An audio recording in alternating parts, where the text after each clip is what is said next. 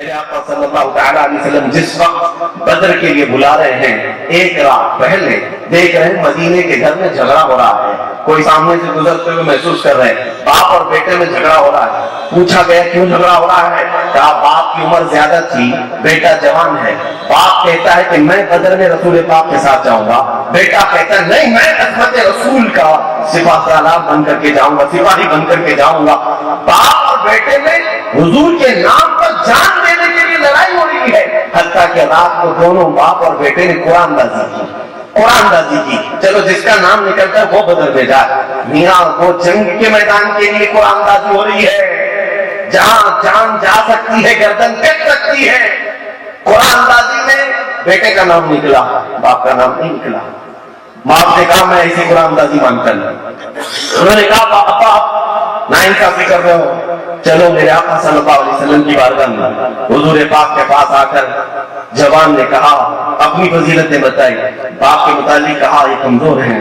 حضور پاک صلی اللہ تعالیٰ علیہ وسلم نے یہ نہیں فرمایا کہ وہ کمزور ہیں، بلکہ جوان کے جذبے شہادت کو دیکھ کر فرمایا کہ باپ کو چاہیے کہ وہ گھر میں انتظامی امور کو دیکھے، بیٹا ہمارے ساتھ چلے جائے۔ اللہ اکبر، حدیث پاک میں ملتا ہے وہ بوڑھے صحابی جن کی عمر زیادہ ہو گئی تھی دھاڑے مار مار کر کے رونے لگے، اے بار الہ، میرا یہ بڑھاپا کیوں آیا جو مجھے میرے آقا سے جدا کر دیا، میرے نبی کے ساتھ جانے سے مجھے روک لیا میرا بڑھاپا۔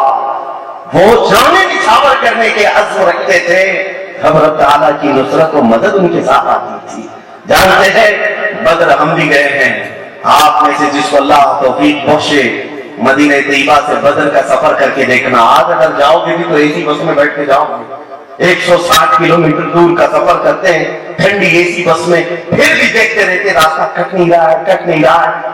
میں محسوس کرتا ہوں اللہ کے حبیب صلی اللہ علیہ وسلم نے جس وقت مدینہ طیبہ سے ان صحابہ کو آواز دیا، 313 صحابہ، جن میں سے 313 کے پاس گھوڑے نہیں، صرف 4 لوگوں کے پاس، اور باقی سب پیدل چلتے گئے، کئی لوگوں کے پیروں میں چپل نہیں۔ اور جب بدر کے میدان پہنچے حضور نے اس وقت بھی کہا کہ اگر تم میں سے کوئی جاتا ہو تو جائے۔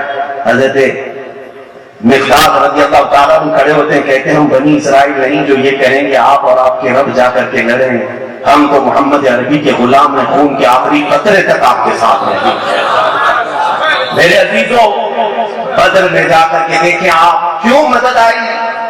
آج ہم سوچ رہے نا، لوگ سوال یہی کرتے ہیں، قرآن تو وعدہ کر رہا ہے قد افلح المؤمنون، مومنین کامیاب ہو چکے، کہاں ہے مولانا صاحب وہ کامیابی؟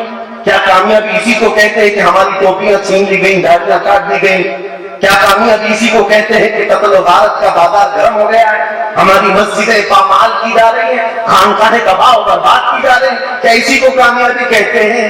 میں کہوں گا نادان زیادہ نہ گھبرا، قرآن نے کامیاب ان لوگوں کے لیے کہا ہے جنہوں نے عظمت مصطفیٰ دل میں بٹھا کر عمل کے میدان میں اترنے کی کوشش کی ہے، جو ایمان کامل کے ساتھ آئے ہیں ان کو قرآن کہتا ہے کان حقا علینا نصر المؤمنین۔ اللہ فرماتا ہے ہم نے تو اپنے اوپر لازم کر لیا ہے کہ مدد کریں گے تو ایمان والوں کی مدد کریں گے، رب کا وعدہ ہے۔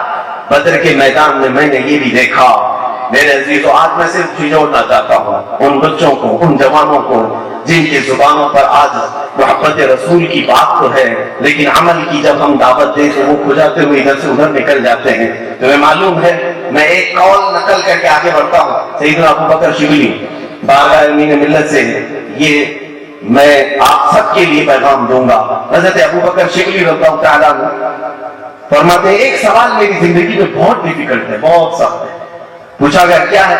کہا اگر کسی نے مجھ سے سوال کر لیا کہ تجھے رسول پاک صلی اللہ علیہ وسلم سے محبت ہے یا نہیں، میری زندگی کا ایک بڑا مشکل سوال ہے، بڑا مشکل ہے۔ آپ تو کہیں گے یہ کون سا مشکل سوال ہے؟ آپ سے اگر میں کہوں آپ حضور سے محبت کرتے ہیں یا نہیں، ایک جملے میں آپ کہہ دیں گے بالکل ہاں کرتے ہیں، یقیناً کرتے ہیں، لیکن حضرت ابو بکر شبلی فرماتے ہیں میرے لیے بہت مشکل سوال ہے، اگر میں نہ کہہ دوں تو کافر ہو جاؤں گا، اگر میں نہ کہہ دوں نہیں محبت نہیں کرتا معاذ اللہ کافر ہو جاؤں گا، اور اگر ہاں کہہ دوں تو ضمیر جھنجھوڑے گا، پکارے گا کہ تو جھوٹ تو نہیں بول رہا ہے، کہاں اخلاق رسول اور کہاں تیرے اعمال۔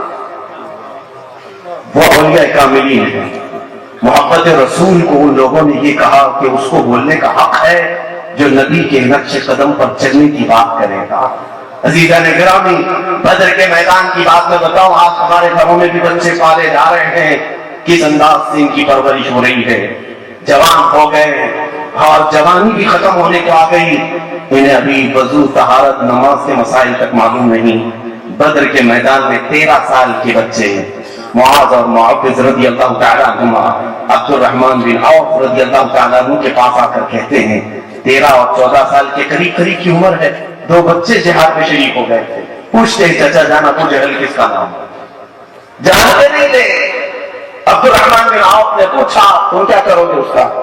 کہتے ہیں ہم نے سنا ہے کہ وہ ہمارے آقا کی شان میں گالیاں دیتا ہے، ہم سے یہ برداشت نہیں ہوتا۔ وہ بچے کس گھر پہ پیدا ہوئے، کس گھر میں ان کی پرورش ہوئی تھی کہ نبی کی عظمت کے خلاف سننے والے کان تمہارے پاس نہیں ہونی چاہیے؟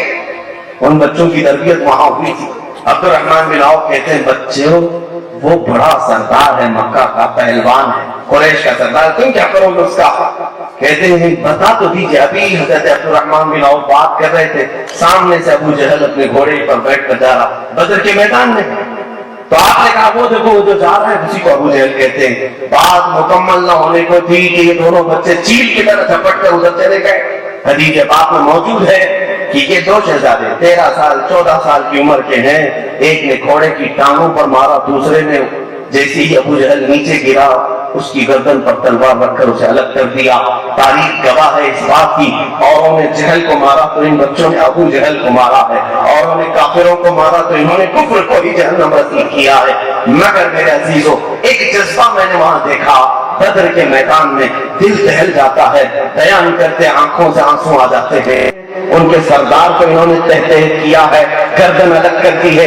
ایک کافر دوڑتا ہوا آیا، حضرت معاذ جن کی عمر 14 یا 15 سال کی ہے، مونڈے پر تلوار ماری جس کی وجہ سے ہاتھ کٹ کر کے لٹک گیا، بغل کی چمڑی سے لٹکا ہوا تھا، پورا نہیں گرا۔ حدیث پاک میں مونڈے سے کٹا ہے اور بغل کی چمڑی سے ہاتھ لٹک رہا ہے۔ میاں ٹھوکر لگ جائے تو ہم کونے میں بیٹھ جائیں۔ اس بچے کی عظمتوں کو سلام، دوسرے ہاتھ میں تلوار اٹھایا، پھر میدان میں آیا، ہاتھ لٹک رہا ہے۔ صحابہ فرماتے ہیں اس بچے کے جذبے نے ہم سب کو جوان کر رکھا تھا۔ وہ دوسرے ہاتھ میں تلوار اٹھائے بار بار آتا تھا، پھر منظر اچانک اس وقت بدلا۔ صحابہ کہتے ہیں ہماری آنکھیں بھیگ گئی، ہم نے دیکھا وہ ہاتھ اس کا لٹک لٹک کر سامنے آتا ہے، بغل کی چمڑی سے لگا ہوا، بائیں ہاتھ میں تلوار پکڑے ہوئے ہے۔ پھر منظر یہ بھی دیکھا صحابہ نے کہ اسی 14 سالہ بچے نے اپنا ہاتھ پیر میں دبا کر کھینچ کے نکالا اور یہ کہا مجھے ایسے ہاتھ کی ضرورت نہیں جو میرے رب کی رضا میں خلل اندازی کر رہا ہے،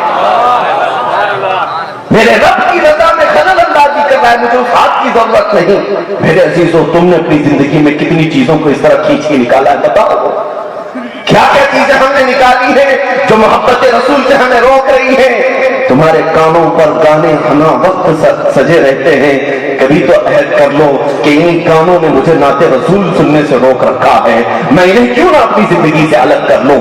میرے عزیزوں کتنی ایسی چیزیں ہیں جو تمہیں گناہ کرنے پر آمادہ کی ہوئی ہیں اور میرے آقا کی بارگاہ میں آنے سے روکی ہوئی ہیں۔ آج کی اس عظمت والے اجلاس میں تمہیں یہ میں پیغام دینا چاہتا ہوں کہ عہد کر کے اٹھو، میں ہوں رسول پاک کا، ہر اس چیز کو اپنی زندگی سے الگ کروں گا جو مجھے میرے نبی کی رضا حاصل کرنے سے روکتی ہے۔ میرے عزیزوں مدد آئے گی، آج بھی آئے گی اگر ہو آپ کے اندر ایمان اور وہ جذبہ جو رسول پاک صلی اللہ علیہ وسلم کے صحابہ کے پاس تھا۔